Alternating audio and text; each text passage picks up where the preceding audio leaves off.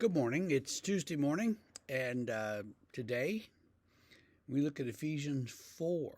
We're going from 1 through 6.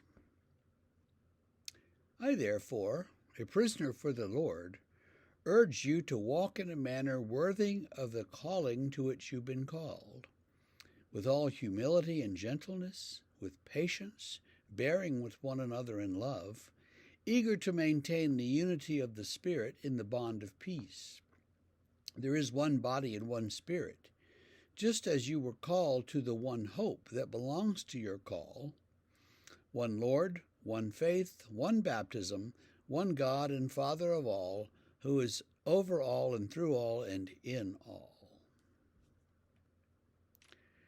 I'm reminded of a joke that used to circulate among pastors that said, Ephesians should be translated as one Lord, one faith, one baptism, and $1 a week for God. I hope that your stewardship is better than $1 a week, unless that's all you can afford, in which case I hope that $1 a week is doing a great deal of good. Now, let's on to the point, though. Paul here turns from sort of the theoretical stuff maybe to the people and says, I'm a prisoner. So he's writing this from prison at some point, and as some argue that he was in prison in Ephesus, and others that he was in prison somewhere else. We don't really know where, because we don't know what year this was written. Nonetheless, he's in prison, and even in prison, he can urge them to be disciples, to walk in the manner worthy of the calling to which they've been called. So in other words, act like Christians,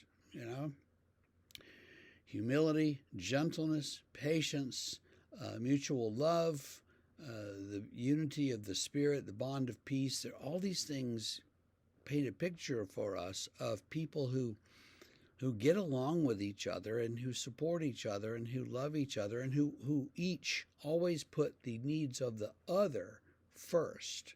Wow, if we did that, we'd live in a very different church, in a very different country, wouldn't we? There's one body, he says, and one Spirit, and one hope that belongs to your call. One Lord, one faith, one baptism, one God and Father of all, who is over all and through all and in all.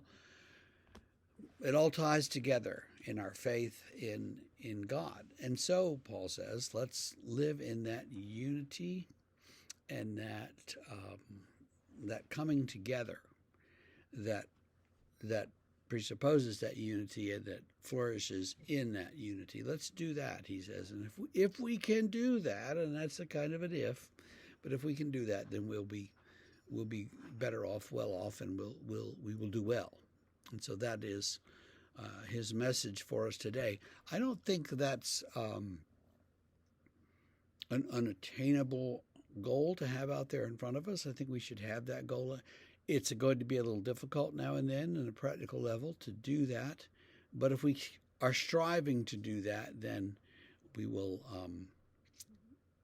we'll make it. We'll manage it. And perhaps we will find that unity, at least now and then, for brief periods of time, for an hour and a half here and there somewhere.